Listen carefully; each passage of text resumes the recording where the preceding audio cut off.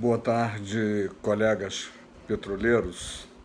Hoje é dia 3 de maio de 2019, lógico, e são aproximadamente 5 horas da tarde. E eu não tenho, objetivamente, uma notícia sobre o assunto que nos faz estar aqui habitualmente, ou seja, sobre o andamento da proposta alternativa do grupo de trabalho ampliado do GT Petrobras. Mas tenho assuntos correlatos à nossa proposta e que fazem com que ela possa andar ou ela possa parar e que precisamos estar atentos. O governo que se elegeu, independentemente de quem tenha votado ou não tenha votado nele, não gosta efetivamente de trabalhadores. Basta que nós olhemos o que foi colocado pelo presidente na sua fala do dia 1º de maio. Eu sei que alguns colegas que vão estar vendo esse vídeo votaram no Bolsonaro, e eu espero que eles tenham a complacência de discutir o que acontece e não o que eles acham que aconteceu ou o que eu acho que aconteceu. O pronunciamento do dia 1º de maio do presidente da República, que normalmente em todos os países do mundo é feito para o presidente dizer o que ele está fazendo em benefício do trabalhador. O nosso presidente passou assim batido sobre o que é o trabalhador no Brasil e o que ele está fazendo pelo trabalhador brasileiro, e no finalzinho falou que está criando mecanismos para facilitar a ida das pequenas empresas, das microempresas, para a Bolsa de Valores. Ora, convenhamos, né? Microempresa, pequenas empresas, empresas familiar, empresa de um só, para a Bolsa de Valores ser uma boa notícia para o trabalhador, vamos dizer assim, impensável, e vou, com toda a permissão daqueles que votaram no Bolsonaro, ridículo. É ridículo porque pequena empresa, microempresa, não vai para a Bolsa de Valores.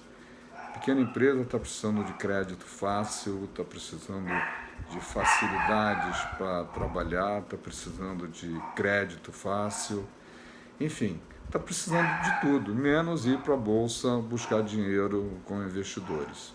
É simplesmente um chover no molhado que o excelentíssimo senhor presidente disse que vai fazer para os trabalhadores. Na verdade, nós esperávamos, a classe trabalhadora, naturalmente, esperava que ele dissesse alguma coisa boa em relação à criação de emprego. Afinal de contas, já estamos batendo recorde de desempregados. É claro e óbvio que ele herdou esse desemprego.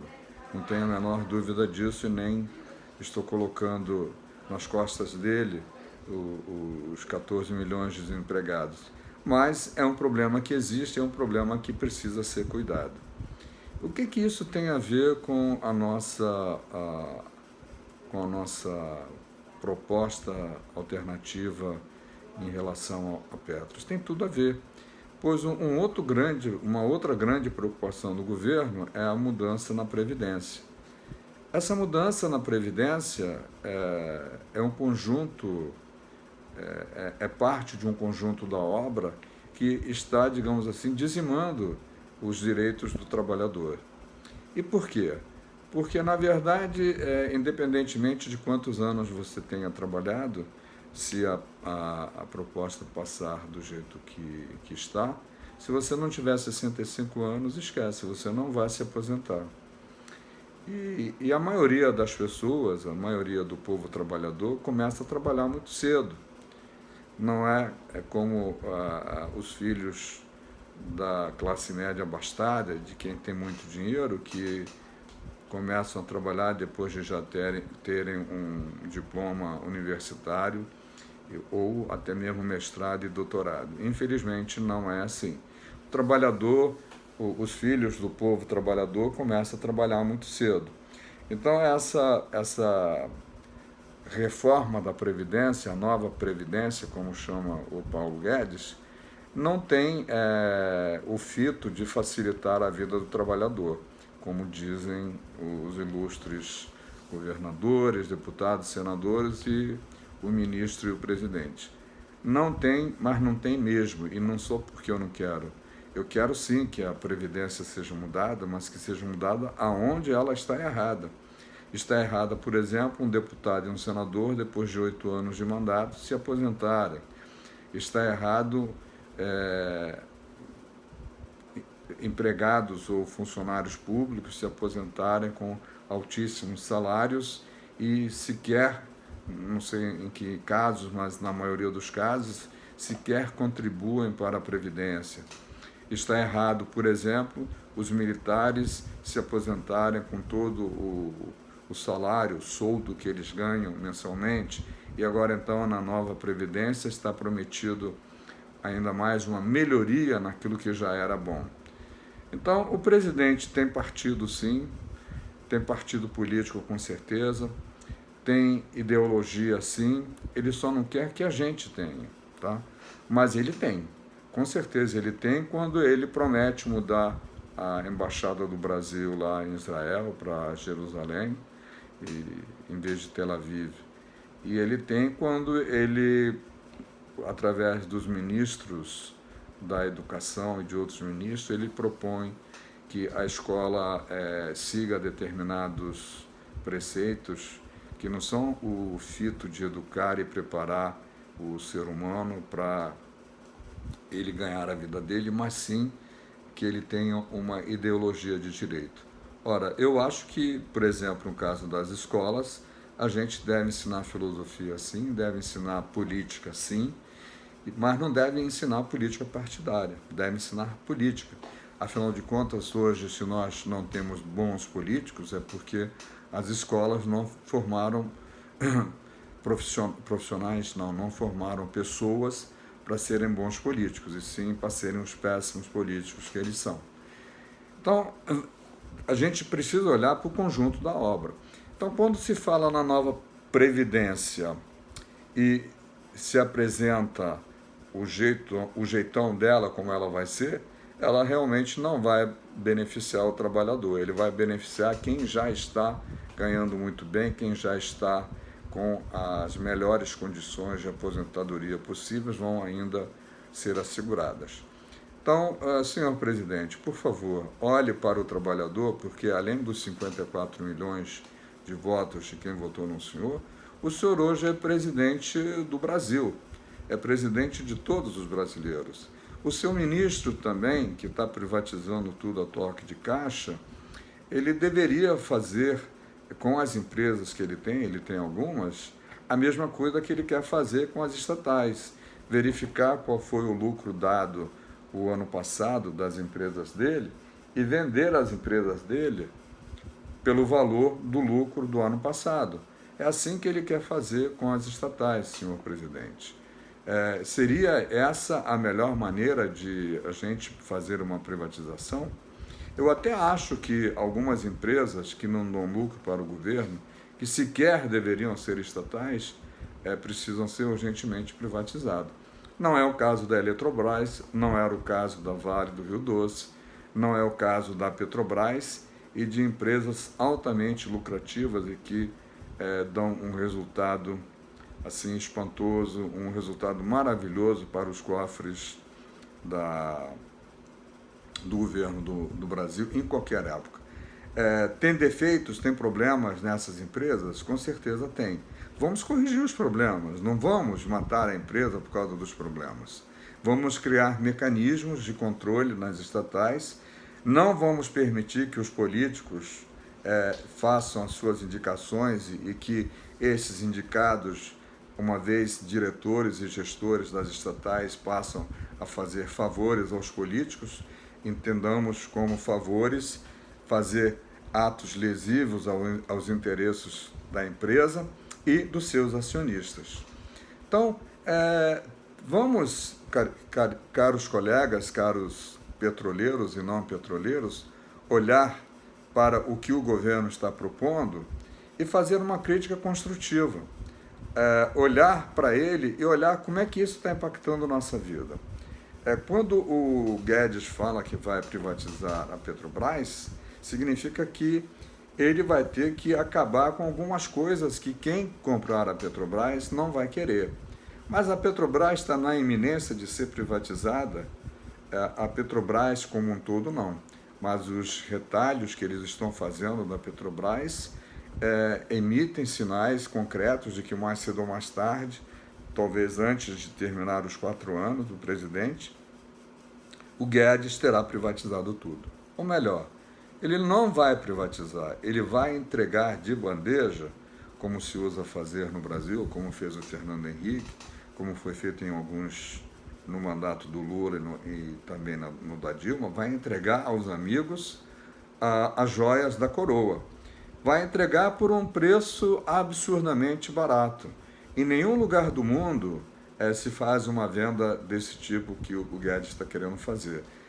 Verifica qual é o lucro que a empresa deu o ano passado e vende por esse valor. Eu reitero a pergunta para o ministro Guedes. Será que o senhor venderia as suas empresas por esse valor?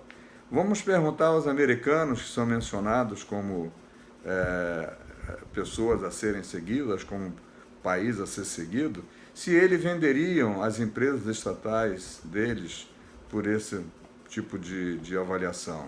Vamos perguntar aos chineses, que têm 20 empresas, nas 100 maiores empresas do mundo, se eles topariam vender as empresas estatais chinesas pelo valor do lucro de cada uma do ano anterior. Isso só o Paulo Guedes explica. É um gênio que não foi descoberto ao longo de toda a vida dele, passou como ilustríssimo desconhecido ao longo de tantos anos e agora, depois de velho, é descoberto como um gênio. Gênio do quê? As grandes empresas dele, onde estão? O que ele conseguiu como empresário? O que ele conseguiu como economista? A gente agora sabe o que ele está conseguindo como ministro. Ele está conseguindo destruir o Brasil, porque até agora ele não criou emprego nenhum, não tem planos para criar empregos e tem planos de destruir os empregos que foram criados pelas empresas estatais. Eventualmente, a gente pode concordar com um enxugamento de uma ou outra estatal e não pode concordar de jeito nenhum com a privatização nos moldes que ele está fazendo. É claro e óbvio que essa forma de vender as estatais tem um objetivo: facilitar ao máximo possível a venda delas, como se fosse preciso facilitar a venda da Petrobras, por exemplo. Mas quem quer comprar a Petrobras não quer Petros, não quer a AMS. É isso que interessa diretamente, objetivamente para a gente. E como é que nós podemos impedir, como é que a gente pode fazer pressão contrária para que isso não aconteça? Primeiro, denunciando em todos os lugares onde isso for possível, porque esse é um crime de lesa pátria, tão crime de lesa pátria quanto foi a privatização tucana, quanto foram as privatizações feitas pelo PT. Ora, como fazer isso num país onde a oposição não existe? Não temos mais oposição no Brasil. A oposição está toda na latrina. E está porque merece, está porque não foi capaz de impedir que uma proposta como essa do Bolsonaro fosse vitoriosa nas urnas. Agora, independente do que aconteceu, ele está aí, está governando. E nós temos a nosso favor a democracia, enquanto ela existir, de denunciar, de debater, de levar aos fóruns adequados, por exemplo, nas convenções dos sindicatos, nas convenções das associações de empregados da Petrobras, esse conjunto de fatos que o governo está fazendo, esse conjunto de atitudes que são prejudiciais não apenas aos empregados das estatais, mas também à economia brasileira. O que um empresário vai fazer?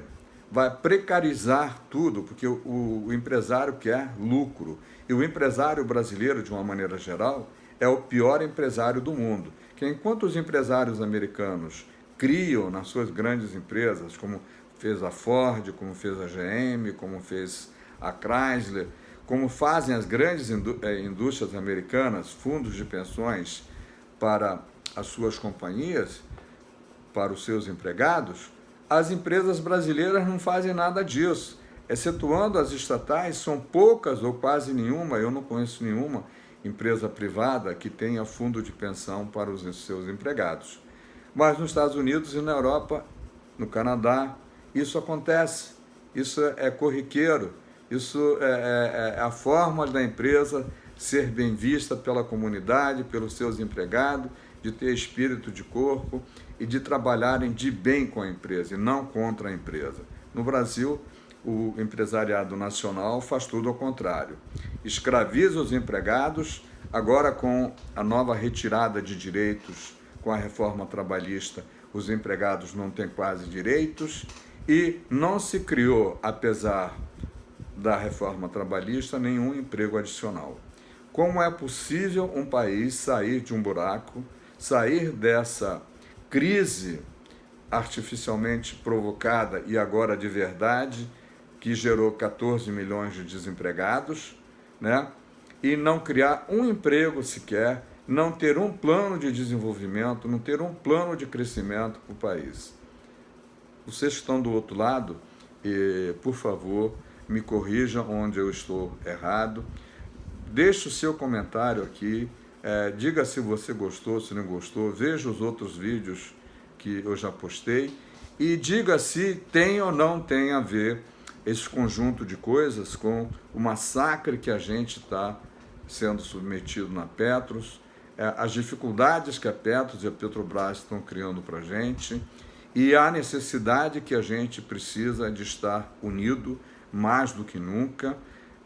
A gente precisa estar nos sindicatos, a gente precisa estar nas associações, precisamos estar todos os empregados que estão trabalhando, aqueles que estão aposentados, nas manifestações. Não é para garantir privilégios, é para garantir direitos. Direitos que foram conquistados durante décadas de trabalho por seu pai, por seu avô ou por você mesmo, né? Dependendo da idade que você tem. Então, o problema é complexo, precisa do empenho de cada um de nós e precisa, acima de tudo, de união.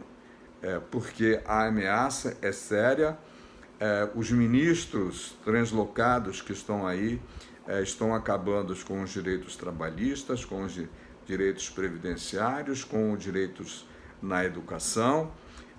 Acredito que correções se desejam fazer, que sejam feitas. Por exemplo, ao invés de se investir bilhões em bolsa de estudo, invistam na promoção, na melhoria da educação pública, no primário, no antigo ginásio, no antigo científico e nas universidades também. Criem mais escolas técnicas, com certeza, a gente precisa mais, mas é preciso que o Estado promova o básico, né? O básico chama-se saúde, educação, moradia e transporte. Enquanto nós não tivermos isso assegurado, não poderemos ser uma nação democrática, né? Não adianta dizer que a esquerda não presta, que o bom está na direita, porque, na verdade, o bom mesmo se chama democracia, Estado de Direito. Não interessa se esse Estado de Direito tem uma ideologia de esquerda ou uma ideologia de direita, porque o que me interessa enquanto cidadão é que eu possa reclamar, que eu possa ter meus direitos garantidos, e isso se chama Estado democrático. Então, acima de tudo, nós queremos democracia. Acima de tudo, nós queremos que o Brasil seja um país bom para seus filhos. Queremos que o governo entenda que fazer o Brasil crescer é também fazer as empresas estatais crescerem, não é fazer leilão, não é fazer leilão inverso, né? Quem dá menos. É isso que o Guedes está promovendo, está desestruturando um país que estava organizado, mas que precisava de ajustes, com certeza, em detrimento do trabalhador, em detrimento daqueles que têm mais necessidade. Tudo isso, meus amigos, tem uma ligação imensa e direta com os fundos de pensão, com a nossa Petros, com a Petrobras. Preste atenção nisso, isso é muito importante e vamos juntos continuar lutando, vamos juntos fazendo o nosso trabalho de formiguinhas até que possamos ganhar a guerra. Batalhas já estamos ganhando algumas, mas a guerra ainda não está ganha. E mais do que nunca você precisa estar mobilizado, associado aos sindicatos ou associações e comparecer nas manifestações que a gente vai promover para garantir os nossos direitos. Veja o vídeo até o final, se gostar, diga que gostou, e se não gostar, diga porque não gostou, nós aceitamos as críticas e a intenção é melhorar e melhorar em benefício coletivo. Eu te vejo por aqui, até mais tarde, até qualquer hora. Um grande abraço a todos.